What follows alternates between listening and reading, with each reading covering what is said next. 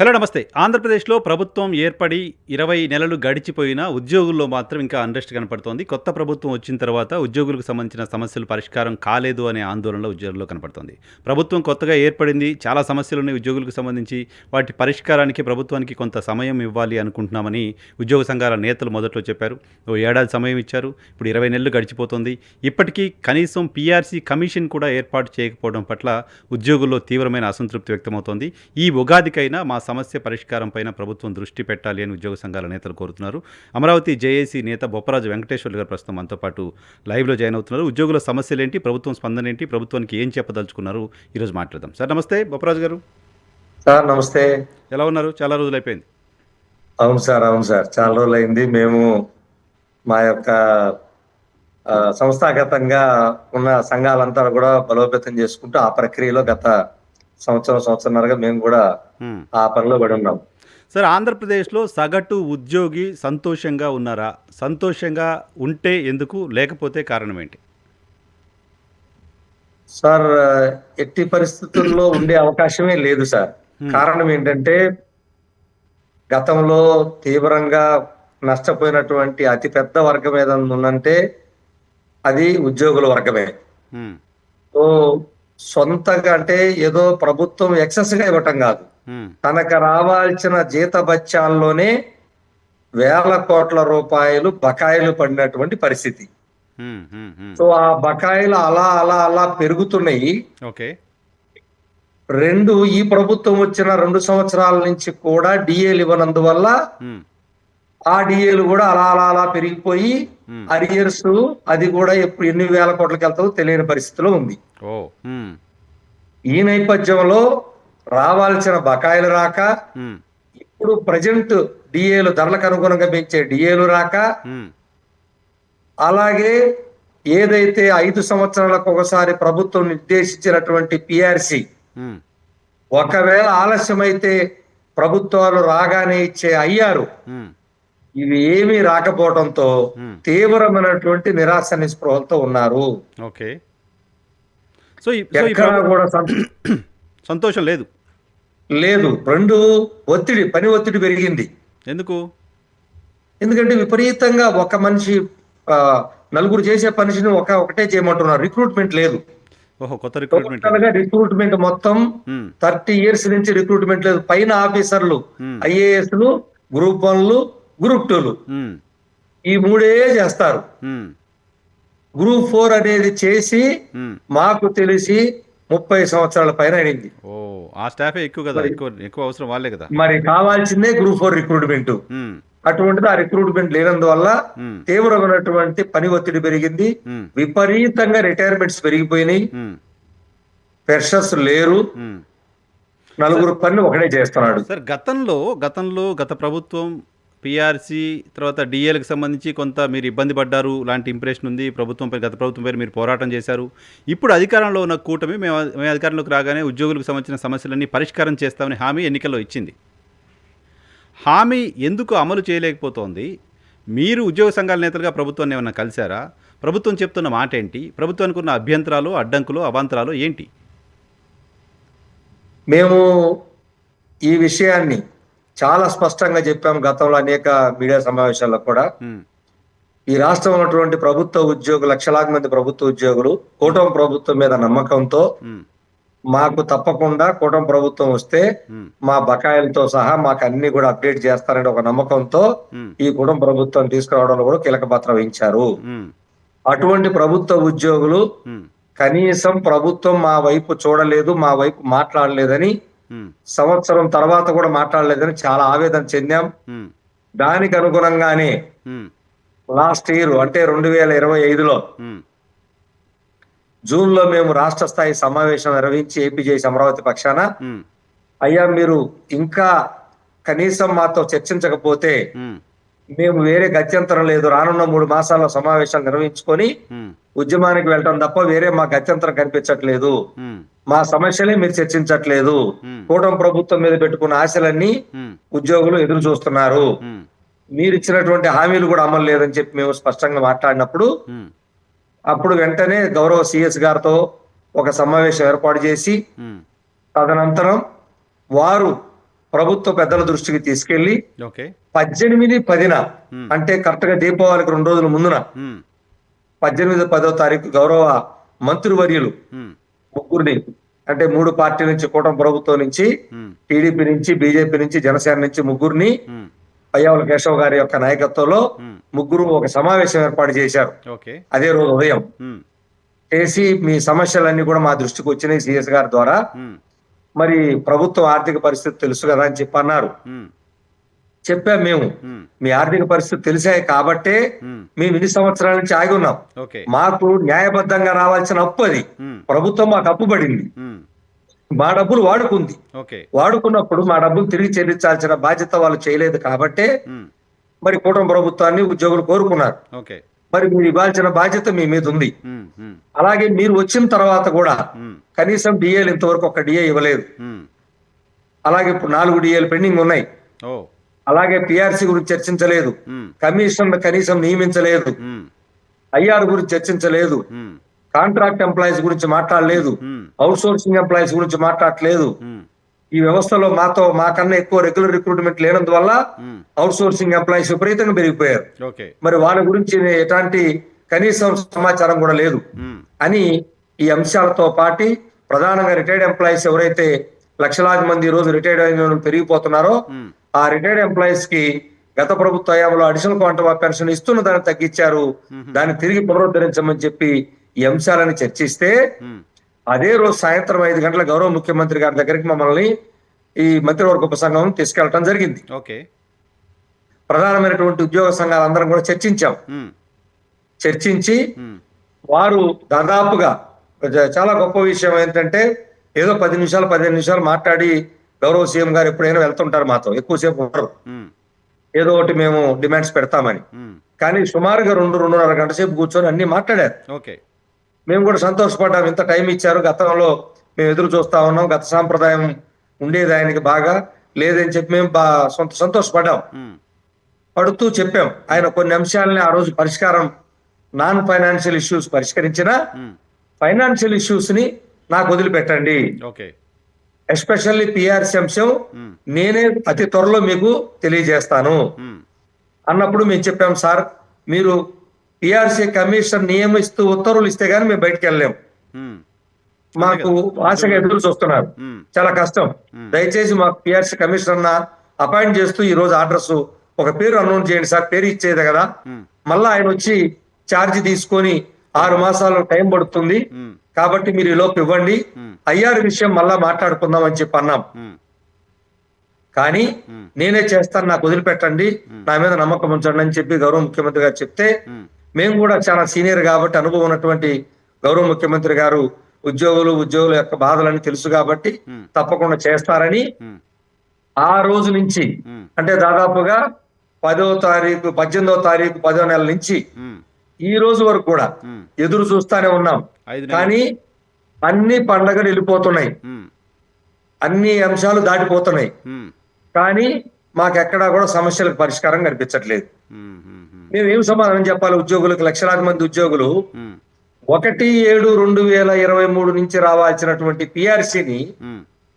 మళ్ళా 1/7/28 వచ్చేస్తుంది హ్మ్. 2 ఏళ్లలో. హ్మ్.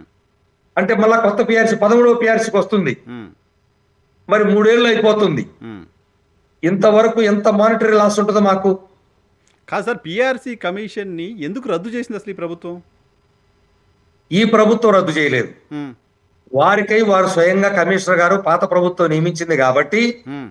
కొత్త ప్రభుత్వం మారింది కాబట్టి హ్మ్. వాళ్ళు ఎవరినైనా వాళ్ళ ఛాయిస్ ఎవరైనా ఎన్నుకుంటారేమో అనే ఉద్దేశంతో హ్మ్. ఆయన గౌరవప్రదంగా రాజీనామా చేశారు. సరే, సరే, ఇక అది తెలుసు కదా మీకు, నాకు ఎందుకు రాజీనామా చేస్తారో ప్రభుత్వాలు వచ్చిన తర్వాత. సరే, ఆయన అంటే రాజీనామా చేశారు. పాత ప్రభుత్వం ఆబ్లిగేషన్ గా ఆయనకి ఇచ్చింది అనుకొని ఆ! కొత్త ప్రభుత్వం వస్తే వాళ్ళ ఛాయిస్ నన్ను ఉంచుతారో ఎవరిని ఉంచుతారో నాకెందుకని ఆ! డాక్టర్ మన్మోహన్ సింగ్ ఐఏఎస్ గారు రాజీనామా ఆయన పద్ధతిగానే గౌరవంగానే ఇచ్చారు. మంచిదే, ఇచ్చారు. సాంప్రదాయం. కొత్త పీఆర్సీ వేయటానికి ఈ ప్రభుత్వానికి ఉన్న ఇబ్బందులు మీకేం కనిపిస్తున్నాయి? ఎందుకు పీఆర్సీ కమిషన్ కూడా ఏర్పాటు చేయలేకపోతోంది? మాకు అదే అర్థం కాని విషయం సార్. హ్మ్. ప్రభుత్వం గౌరవ ముఖ్యమంత్రి గారే స్వయంగా చెప్పి మాట్లాడి నా మీద నమ్మకం ఉంచండి అని చెప్పి ఇప్పుడు 5 మాసాలు అయింది. హ్మ్. అందులో ఎలాంటి మతలబు లేదు. హ్మ్. పిఆర్సీ కమిషన్ వేయకుండా ఏమో డైరెక్ట్ గా పిఆర్సీ చేస్తారంటే అట్లా చేయలేరు. హ్మ్. ఎందుకంటే చాలా ప్రొసీజర్ కదా అది. రిప్రజెంటేషన్స్ కమిషన్ ఉంటాయి దాంట్లో. వేయాలి, వాళ్ళు తిరగాలి, అన్ని తెలుసుకోవాలి. వాళ్ళు వర్క్ చేయాలి, దాని రిపోర్ట్ సబ్మిట్ చేయాలి. కాకపోతే గతంలో మాదిరి సంవత్సరాలు అవసరం లేదు. కారణం ఏంటంటే టెక్నాలజీ పెరిగింది, అంత డేటా రెడీగా ఉంది. మరి ఎందుకు ఆలస్యం? కాబట్టి విత్ ఇన్ 60 days 90 days కూడా కంప్లీట్ చేసేయచ్చు. ఉమ్, ఉమ్, ఉమ్, ఉమ్. అదే సార్ మాకు అర్థం కాలేదు. ఒకవేళ PRC commission నియమిస్తే IR ఇస్తామనుకున్నారా?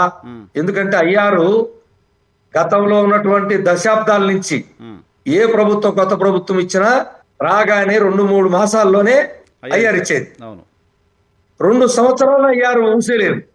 First time ఇది. గత ప్రభుత్వం కూడా రాగానే ఫస్ట్ టైం హిస్టరీలో. అంటే చరిత్ర చూస్తున్నారు.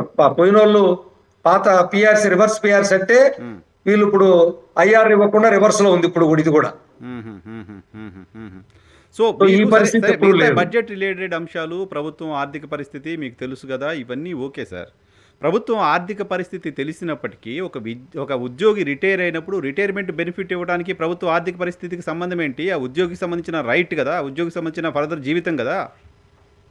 కరెక్ట్ గా చెప్పారు సార్. నిజంగా ఇది వాస్తవం. ఇప్పుడు మేము అడిగినవి కూడా మా జీతాల్లో మా డబ్బులు ప్రభుత్వాలు వాడుకొని వేరే పక్కదారి పట్టించి వాడుకున్న డబ్బులు మాకు ఇవ్వాల్సిన అప్పు, అది ప్రభుత్వం మాకు అప్పు పడింది. 2, మీరు అడిగినట్టు రిటైర్ అయినటువంటి ఉద్యోగి సహజంగా ప్రభుత్వం ఏమన్నా చట్టాలు రిటైర్ అయిన రోజునే ఆయన బ్రహ్మాండంగా సన్మానం చేసి ఆయన రిటైర్మెంట్ బెనిఫిట్స్ అన్ని చేతిలో పెట్టి అన్ని పేపర్స్ ఇచ్చి ఆయన్ని వాహనంలో ఆయన భార్యని కూర్చోబెట్టి వాహనం ఎక్కించి ఇంటికి పంపించే చరిత్ర ఉండేది. ఇప్పుడు వాహనం కాదు కదా, రిటైర్ అయ్యి 3 ఏళ్ళు అయినా తన బెనిఫిట్స్ అందక ఎవరికి డబ్బులు ఇచ్చుకోవాలో తెలియక తనకు అనేక రకాలైనటువంటి వైద్య ఖర్చులకి లక్షల రూపాయలు వడ్డీకి తెచ్చుకొని బతకలేక, కనీసం ఇల్లు కూడా కట్టుకోలేక, బిడ్డల పెళ్లిళ్ళు చేసుకోలేక చనిపోతున్నటువంటి పరిస్థితి. ఇంత దారుణం ఎక్కడైనా ఉంటుందా భారతదేశంలో? మరి ఆ పరిస్థితి ఉంటే, అంత సీరియస్నెస్ ఉంటే సరే, మిగతా ఉద్యోగులకు సంబంధించిన పిఆర్సీ, జీతాల పెంపుదల, డిఏలు, ఐఆర్లు ఇవి ఓకే, ఆల్రెడీ ఎగ్జిస్టింగ్ ఉద్యోగాల్లో ఉన్న వాళ్ళకి సంబంధించిన వ్యవహారం. ఇది కాకుండా పెన్షనర్స్ ఉన్నారు, పెన్షన్ తగ్గించారు. మీరు ఎంతమంది చెప్తుంటే గత ప్రభుత్వంలో దానికంటే ఇప్పుడు పెన్షన్ తగ్గించారు. రిటైర్మెంట్ బెనిఫిట్స్కి సంబంధించిన అంశం నీడ్ ఆఫ్ ద అవర్ కదా బొప్పరాజు గారు, దానికి ఏమాత్రం ఆలస్యం చేయకూడదు కదా. ఉద్యోగ ప్రాపర్గా ఒత్తిడి ప్రభుత్వం పైన ఉందా అంటే కనిపించట్లా. ఎంత హారిబుల్ అంటే సార్ మీరు నమ్మరు, చనిపోయిన ఉద్యోగి చచ్చిపోతే ఇచ్చే మట్టి ఖర్చులు 8 కోట్లు బకాయి ఉందండి ఈ రోజు క్యాజ్ ఆన్ టుడే. 8 కోట్లు చచ్చిపోతే ఇచ్చే బకాయిలు. అంటే అది బకాయి కాదు, మట్టి ఖర్చులు. బకాయిలకి ఎవరికి ఏమి ఇవ్వలేదు, చచ్చిపోతే వాళ్ళ కుటుంబానికి బకాయిలు తీర్చలేదు ఇంతవరకు. ఇంతకన్నా దారుణం ఉంటుందా సార్? దాదాపు చనిపోయినా రిటైర్ అయినటువంటి ఉద్యోగులకి ప్రభుత్వం చెల్లించాల్సినటువంటి మొత్తం సుమారుగా రమారమి 8,000 కోట్ల నుంచి 10,000 కోట్లు ఉంటుంది సార్. ఇంకా చెప్పండి, ఇది ఇన్ రైటింగ్ లో రాసి ఇచ్చాం ప్రభుత్వానికి. గౌరవ ఆర్థిక శాఖ మంత్రులకు నిన్న జరిగినటువంటి అసెంబ్లీ ఆర్థిక ఫైనాన్షియల్ మినిస్టర్ గారు మొన్న బడ్జెట్ సమావేశాలు అయిపోయినాయి కదా, చివరి రోజు ఆర్థిక శాఖ మంత్రులు గారిని కలిసి అయ్యా చనిపోయిన వాళ్ళకి, రిటైర్ అయిన వాళ్ళకి ముందు చెల్లించండి అని ఏపీజేఎస్ అమరావతి పక్షాన సుమారుగా 10,000 కోట్లు ఉంటుందని వారికి లిఖితపూర్వకం కూడా ఇచ్చేసాం, వాళ్ళకి ఫస్ట్ ఇవ్వండి అని. సో ఇంతవరకు ఎలాంటి సమాచారం లేదు. సో ఇలాంటి పరిస్థితుల్లో ఎలా తట్టుకోగలరో మీరే ఆలోచించండి, ప్రజలు ఆలోచించాలి. మెడికల్ బకాయిల సంగతి ఏంటి? ఉద్యోగులకు సంబంధించిన మెడికల్ బకాయిలు కూడా పెండింగ్లో ఉన్నాయని చాలా చోట్ల వింటున్నా. నాకు కూడా కొంతమంది మెసేజ్లు పెడుతున్నారు ఉద్యోగులు, దీనిపైన మీరు మాట్లాడండి సార్ అని చెప్పి చాలా మంది మెసేజ్లు పెడుతున్నారు. మెడికల్ రీయింబర్స్మెంట్ అంటే చూడండి, ఎంప్లాయీస్ హెల్త్ కార్డు ఆసుపత్రిలో పనిచేయదు. ఏ ఒక్క ఆసుపత్రి మా యొక్క వైద్యాన్ని చేయటానికి యాక్సెప్ట్ చేయరు. చేస్తారు, ఏం చేస్తారంటే వాళ్ళకి ఆదాయం ఉన్నాయి చేస్తారు. వాళ్ళకి ఆదాయం అంటే ఏదైతే కొన్ని ప్రొసీజర్స్ అంటారు వాటిని 1980 ప్రొసీజర్స్ ఉన్నాయి. వీటిల్లో వాళ్ళకి ఆదాయం వచ్చే ప్రొసీజర్స్ వరకు మాత్రమే అమలు చేస్తారు. అంటే కంటికి పంటికి అవి ఆదాయం వస్తాయి కాబట్టి అవి చేస్తారు. మిగతా ఏ ఆసుపత్రులు అంటే హార్ట్ గాని, కిడ్నీ గాని, లేకపోతే లంగ్స్ గాని, ఏదైనా సరే ఉన్నటువంటి సివియర్ జబ్బులు లేదా యాక్సిడెంట్, మల్టీ ఫ్రాక్చర్స్ అయ్యి యాక్సిడెంట్ అయ్యి వెళ్తే ఆ మనిషిని అట్నే ఉంచుతారు తప్ప డబ్బులు కట్టండి ఏ ఆసుపత్రి రిసీవ్ చేసుకోదు. కానీ అక్కడ డబ్బులు ఆ ఎంప్లాయీస్ హెల్త్ స్కీమ్ డబ్బులు లేక వీడు సొంతంగా అప్పులు తెచ్చుకొని వడ్డీకి తెచ్చుకొని 5 లక్షలు ఖర్చు పెట్టి మళ్ళా బిల్లు పేమెంట్ కోసం పెడితే తనకి తిరిగి వచ్చేది ఎంత తెలుసా? 5 లక్షల్లో 90,000 మాత్రమే. అదేంటి సార్, బిల్లు ఆల్రెడీ హాస్పిటల్కి పే చేసిన బిల్లే కదా పెడతాం, పూర్తి రియంబర్స్మెంట్ Yes. అవ్వాలి కదా. తప్పు చేస్తే ఆసుపత్రి మీద వాళ్ళ దాడులు జరపాలి తప్ప మేం కాదు కదా అంతేగా మరి. బాధ్యత. మరి 90,000 5 లక్షలకు 90,000 రూపాయలు బిల్లు చేస్తూ ఆ బిల్లులు కూడా ఇవ్వలేని పరిస్థితి. ఆ 90,000 కూడా ఇవ్వకుండా ఈ రోజు సుమారుగా మెడికల్ రీయింబర్స్మెంట్లు 200 కోట్ల రూపాయలేమో వర్కింగ్ ఎంప్లాయీస్ కి, 120 కోట్లేమో రిటైర్డ్ ఎంప్లాయీస్ కి. పెద్ద బడ్జెట్ ఇది కాదు కదా సార్ CFMS లో ఉన్నాయి ప్రభుత్వానికి. చెల్లించాల్సినవి. పెద్ద బడ్జెట్ కూడా కాదు కదా ప్రభుత్వానికి 200 కోట్ల రూపాయలు. ఇవి కాదు, ఇవి కాకుండా మళ్ళా CFMS దాకా పాని బిల్లులు ఉంటాయి, అవి మళ్ళా 200-300 కోట్లు ఉంటాయి. ఇది పరిస్థితి. ఇదంతా ప్రజలకు ఎవరికి తెలియదు. ఏదో ఉద్యోగులకి ఏం పని లేదు పాట లేదు, లేకపోతే ఊరక ఉద్యమాలు అంటారు, లేకపోతే రోడ్ల మీదకి వస్తారు అని రకరకాలుగా. లేదు మేము మీతో మాట్లాడుతుంటే దీన్ని లైవ్ లో చూస్తే చాలా మంది కింద తెలియని వాళ్ళు తెలిసిన వాళ్ళు మీకు ఎక్కడికి పోయారు, నిద్రపోయావా, అట్ట చేసావా, ఈ గవర్నమెంట్ ఏం చేసావా, ఆ గవర్నమెంట్ ఏదేదో రాస్తారు. కానీ మా బాధలు తోటి ఉద్యోగులు you are responsible to your employees అండి. సరే మిగతా పబ్లిక్ పొలిటికల్ ఇప్పుడు ఎట్లా తయారైందంటే ఆంధ్రప్రదేశ్లో ఇటు కొంతమంది ఆ పార్టీకి, ఇటు కొంతమంది ఈ పార్టీకి, వాళ్ళకి వ్యతిరేకంగా ఉంటే వీళ్ళు, వీళ్ళకి వ్యతిరేకంగా ఉంటే వాళ్ళు కింద వచ్చి కామెంట్స్ పెడతారు, పట్టించుకోవాల్సిన అవసరం లేదు. కానీ ఉద్యోగులు ఏమనుకుంటున్నారు అనేది పాయింట్. ఉద్యోగులు ఏమనుకుంటారు, వాళ్ళకి సంబంధించిన సమస్యలపైన మనం ఫైట్ చేస్తున్నామా లేదా అనేది పాయింట్. ఈ ప్రభుత్వం ఇచ్చిన హామీని అడుగుతున్నామా లేదా అనేది పాయింట్. అది చేస్తున్నామా లేదా మాత్రమే చూడాల్సిన అవసరం ఉంటుంది. ఎస్ సార్, కరెక్ట్ అదే సార్, ఇది వాస్తవం. ఎందుకంటే మా బాధను కూడా ఆవేదన అర్థం చేసుకోమని చెప్తున్నాం. వాళ్ళ ఇంట్లలో కూడా వాళ్ళ కుటుంబాల్లో కూడా ప్రభుత్వ ఉద్యోగులు ఉంటారు, వాళ్ళని అడగమనండి, వాళ్ళని అడిగి కనుక్కోమనండి. ఎందుకంటే కామెంట్స్ కూడా చాలా దుర్మార్గంగా మమ్మల్ని దూషిస్తూ పెట్టడం మంచిది కాదు కదా. మేమేం తప్పులు చేస్తే చెప్పండి, తప్పకుండా మేము శిక్షార్హులం దేనికైనా. అంతే తప్ప మీ కుటుంబాల్లో ఉన్న ఉద్యోగులను అడిగితే వాళ్ళే చెప్తారు. 2023లో పీఆర్సీ వేయాలి, అది ఉద్యోగుల గొంతెమ్మ కోరిక కాదు, చట్ట ప్రకారం వాళ్ళకి ప్రతి 5 ఏళ్ళకి ఒకసారి పీఆర్సీ వేయాలి. 23లో వేయాలి, ఇప్పుడు 26లో ఉన్నాం, మార్చి అయిపోతుంది. పీఆర్సీ కమిటీనే లేదు ఇప్పుడు ఆంధ్రప్రదేశ్ రాష్ట్రంలో. ఉద్యోగులకు ఏ ప్రభుత్వమైనా, గత వైసీపీ ప్రభుత్వంలో అయినా ఇమీడియట్గా వాళ్ళు 23లోనే కంప్లీట్ చేసి మీకు ఇచ్చి ఉండాలి. ఇవ్వాల 24లో ప్రభుత్వం వచ్చింది, వీళ్ళు ఇవ్వాల, అసలు కమిషన్ చైర్మన్నే ఎంపీ చేయాల. దీనికి సమాజం వైపు నుంచి మద్దతు ఎందుకు ఉండకుండా ఉంటుంది? మీ న్యాయమైన కోరిక కదా. డిఏలు చట్టం రావాల్సిన డిఏలే, అది గొంతెమ్మ కోరిక అడగట్లేదు. ఎస్ సార్, తప్పకుండా. గతంలో కూడా మేము చెలో విజయవాడ ఉద్యమం చేసినప్పుడు 2022లో ప్రజలే బయటకు వచ్చి మాకు మంచి నీళ్లు మజ్జిగ అందించిన చరిత్ర బిఆర్టీఎస్ రోడ్ లో. కాబట్టి మేము మర్చిపోం. ప్రజల ప్రమాణం ఉంటుంది. మీరు చెప్పినట్లుగా ఎవరో పార్టీలకు అనుకూలంగా ఉండే వాళ్ళు, వాళ్ళకి వ్యతిరేక వాళ్ళ పార్టీ కానీ వాళ్ళు పెట్టే బ్యాచ్ తప్ప, పెయిడ్ బ్యాచ్ తప్ప ప్రజలు కాదు. ప్రజలకు అన్ని తెలుసు పాపం ఈ ఉద్యోగులకు ఎంత ఇబ్బంది జరుగుతుంది అనేది. రెండు, ఏదైతే 1/7/2023 నుంచి మాకు పిఆర్సీ రావాలన్నాం, మీరు చూడండి ఇప్పుడు మళ్ళీ 1/7/2028 పిఆర్సీ, కొత్త పిఆర్సీకి మళ్ళీ వస్తుంది. ఇప్పుడు కనీసం కమిషన్ నియామకం లేదు. సో ఉద్యోగులు ఏం అభద్రత పడింది? అసలు ఈ ప్రభుత్వం మనకి పిఆర్సీ ఇస్తుందా లేదా? ఇలాగే తీసుకెళ్లిపోయి మళ్ళా 13వ పిఆర్సీ కలిపేసి ఒకేసారి చేసుకున్నామని అంటదా అనేకంత అనుభవం మొదలుపోయింది. అలాగే ఏదైతే ఇప్పుడు తెలంగాణ ప్రభుత్వం చూడండి, పక్కనే తెలంగాణ ఉద్యోగులు మేము పోల్చుకుంటాం, విడిపోయిన రాష్ట్రాలు కాబట్టి. తెలంగాణ ఉద్యోగులు 1/10/2023 నుంచి 5% ఐఆర్ పొందుతా ఉన్నారు. 5% అయ్యారు. వాళ్ళేమో మాకన్నా 15 నుంచి 2,000 రూపాయలు అదనంగా ప్రతి సామాన్య ఉద్యోగికి అదనంగా మాకన్నా శాలరీ ఎక్కువ తీసుకుంటున్నారు. ఇక్కడ మాత్రం ఆంధ్రప్రదేశ్ లో ఈ రోజు కూడా ఐఆర్ ₹1 ఇచ్చింది లేదు, అసలు చర్చించిన మాట కూడా లేదు. ఒకవైపు ఏమో పిఆర్సీ కాల పరిమితి టైం దాటిపోతుంది, దాన్ని తీసుకెళ్లి ఎక్కడ కలుపుతారో తెలియదు, ఐఆర్ మా ఊసే లేదు. మరి ఇటువంటి నేపథ్యంలో ఉద్యోగులు ఎలా తెచ్చుకో, ఒక పక్కేమో బకాయిలు లేవు, ఆ బకాయిలు మాట లేదు. మూడోది డిఏలు, 4 డిఏలు పెండింగ్, ఒక్క డిఏ మాత్రమే ఈ ప్రభుత్వం వచ్చినాక ఇచ్చింది. ఇది ఎలా తట్టుకుంటారు?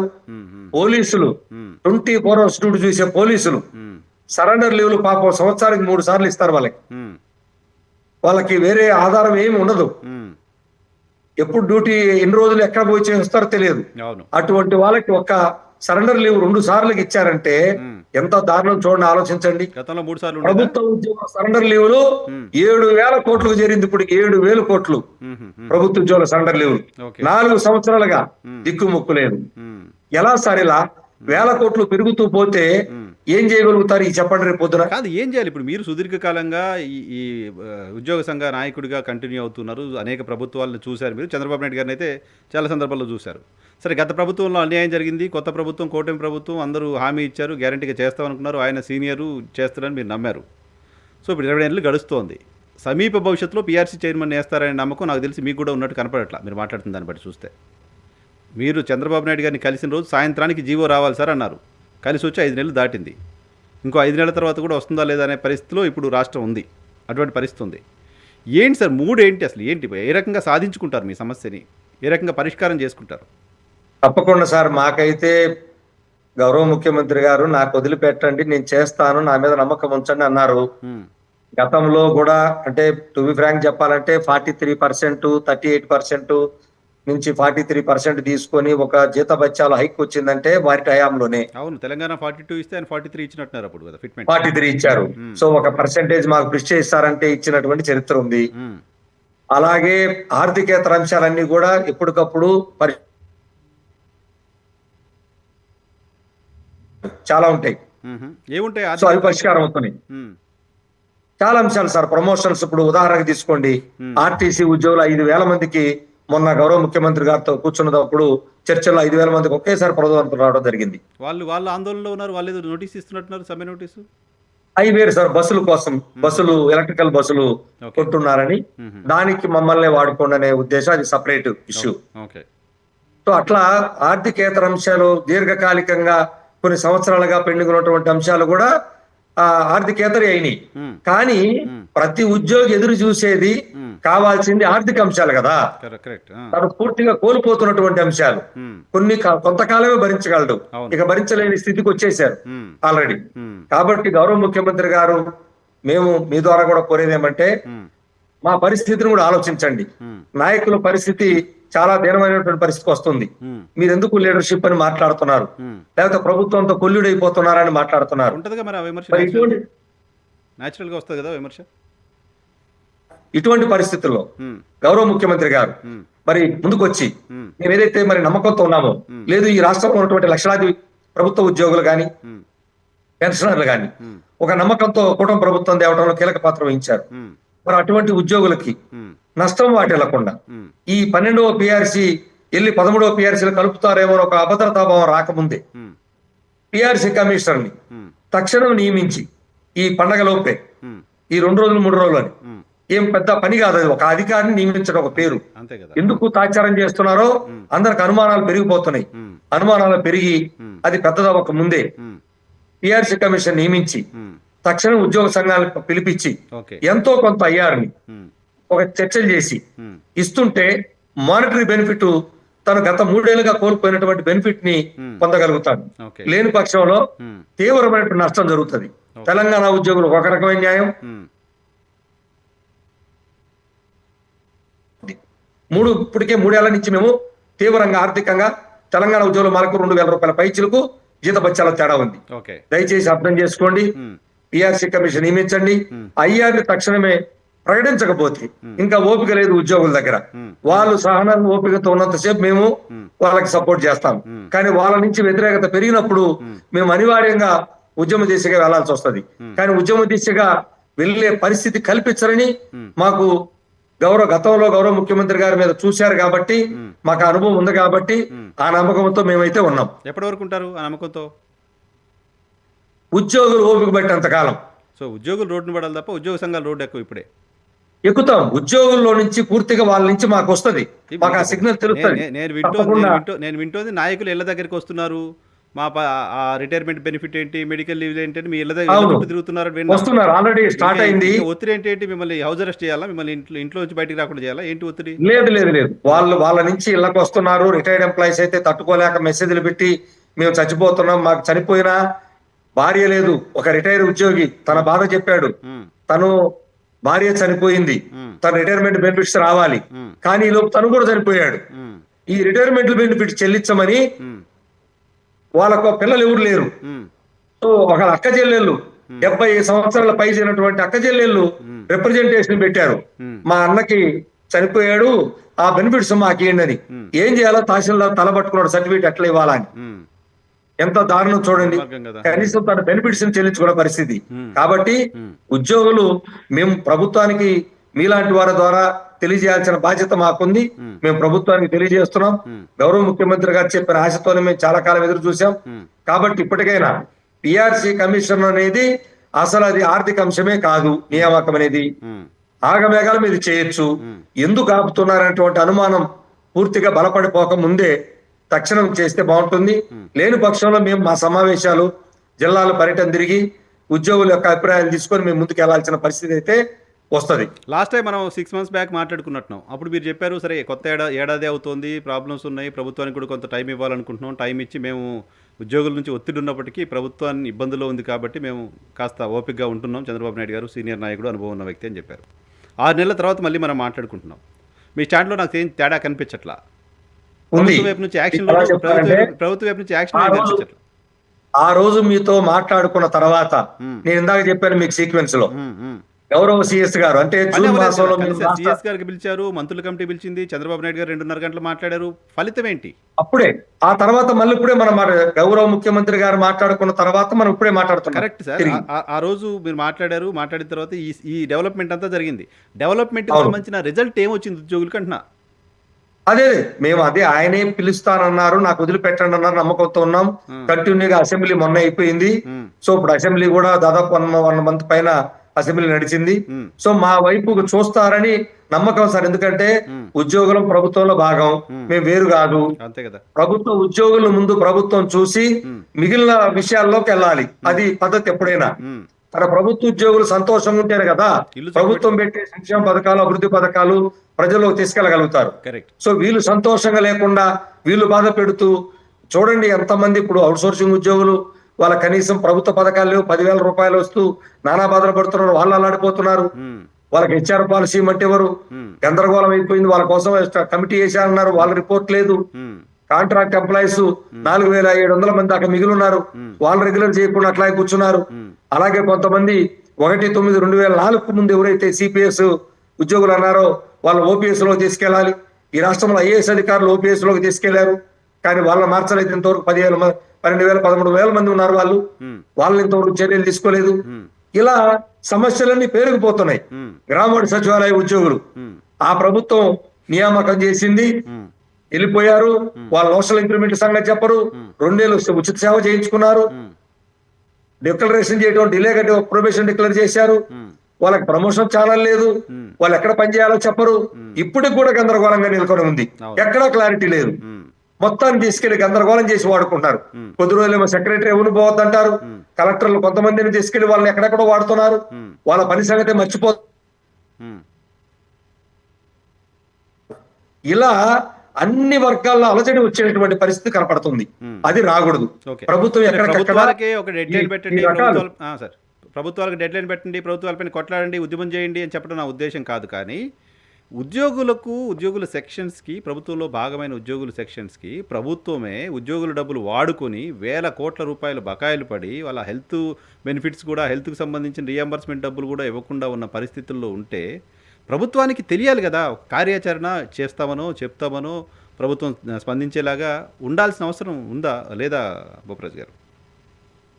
ఎగ్జాక్ట్లీ సార్, ఇది కరెక్ట్. ఎందుకంటే వారు ఒక ప్లానింగ్ పెట్టుకోవాలి, ఒక ప్రణాళిక పెట్టుకోవాలి. ఎస్, గత ప్రభుత్వం ఉద్యోగులకి బకాయిలు పెట్టింది అని మీకు తెలుసు, అందరికీ తెలుసు. సో పెట్టినప్పుడు దాన్ని ఏం చేద్దాము, తర్వాత మన ప్రభుత్వం వచ్చిన తర్వాత మనమేమి ఇవ్వాలి, మనమేమి ఇచ్చాము, అసలు మన డిఏ 2 పెండింగ్ ఉన్నాయి, అవి ఎట్లా, ఆ పాత బకాయిల్ని ఏ విధంగా మనం ఒక ప్లాన్ చేసుకోవాలి కదా, ఫైనాన్స్ వాళ్ళు కూర్చోబెట్టాలి కదా. అసలు ఒక్కొక్క ఉద్యోగికి ఎంతెంత రావాలో ఆ బకాయిలు మా పే స్లిప్పులు ఇవ్వమని కూడా అడిగాం, అది చెప్పరు. రిటైర్డ్ ఎంప్లాయ్కి ఎంత రావాలో చెప్పరు, ఏ డేటా లేదు, పారదర్శకత అస్సలు లేదు. సో ఇదంతా ప్లానింగ్ చేసుకొని ఉమ్, మీరు వచ్చిన తర్వాతే తీసుకుందాం. ఒక్క డిఏ తప్ప ఏమైనా ప్రకటించామా? ఉమ్, మళ్ళా 4 డిఏలు యథాతిథిగా ఉన్నాయి. ఉమ్, పిఆర్సి గురించి ఏమైనా చర్చించామా? లేదు. ఐఆర్ గురించి ఏమైనా మాట్లాడామా? లేదు. డిఏలు ఏమైనా ఎప్పటికప్పుడు అప్డేట్ అవుతున్నాయా? లేవు. అంటే పాత బకాయిలు 30,000 కోట్లు అట్నే ఉంటే మళ్ళా మీరు పెట్టిన బకాయిలు కూడా 30,000 కోట్లు అయిపోయే పరిస్థితి వచ్చింది. ఓ, ఏమైపోవాలి ఇవన్నీ కలిపి? ఉమ్, ఉమ్, ఉమ్, ఒకవైపు పని ఒత్తిడి తట్టుకోలేక, ఒకవైపు ఆర్థిక ఒత్తిడి తట్టుకోలేక చావులు జరుగుతున్నాయండి. చచ్చిపోతున్నారు ఎంప్లాయీస్ అయ్యో. చాలా మంది. అయ్యో. ఉమ్, ఇది కరెక్ట్ కాదు. ప్రభుత్వం ఆలోచన చేయాలి. ఉమ్, ఉద్యోగుల్లో ఓపిక ఉన్నంత వరకు ఓపిక ఉంటుంది. ఉమ్, నాయకులుగా ఉద్యోగుల ఓపికని మేము కూడా మరి పరీక్షించే స్థాయికి తీసుకెళ్లకుండా ఉమ్, దయచేసి గౌరవ ముఖ్యమంత్రి గారు, ఉమ్, సుదీర్ఘమైనటువంటి అనుభవం ఉన్న ముఖ్యమంత్రి గారు, ఉమ్, మరి ఇప్పటికైనా మంత్రివర్గ ఉపసంఘం ఏదైతే మీరు నియమించారో వాళ్ళ కూర్చోబెట్టి ఇదిగో ఏమేం చేయాలి అర్జెంట్ గా. ఇప్పుడు ఏమన్నా ₹1 ఖర్చు ఉందండి పిఆర్సీ కమిషన్ నియమించడానికి? అవసరమే లేదు కదా, జస్ట్ ₹1 జీవో అంతే. ఆ, జీవో ఇటువే. ఉమ్, మరి వాళ్ళు మళ్ళా పని చేయాలి ఉమ్. అంటే ఉద్దేశం ఏంటి తెలియట్లేదు. ప్రభుత్వ ఉద్యోగం ఏంటి అంటే అసలు right sir, thank you very much ఉపరాజ వెంకటేశ్వర గారు మా కోసం సమయం కేటాయించినందుకు. ఉద్యోగులకు సంబంధించిన అంశాలపైన ప్రభుత్వం దృష్టికి ఆ అంశాలను తీసుకెళ్ళడానికి సంబంధించి ఎప్పుడైనా మేము అందుబాటులో ఉంటాం. దానికి సంబంధించిన అంశాలు ఏమైనా ప్రభుత్వం దృష్టికి వెళ్ళాలంటే తప్పకుండా కలిసి మాట్లాడుకుందాం. Thank you sir. Thank you very much sir.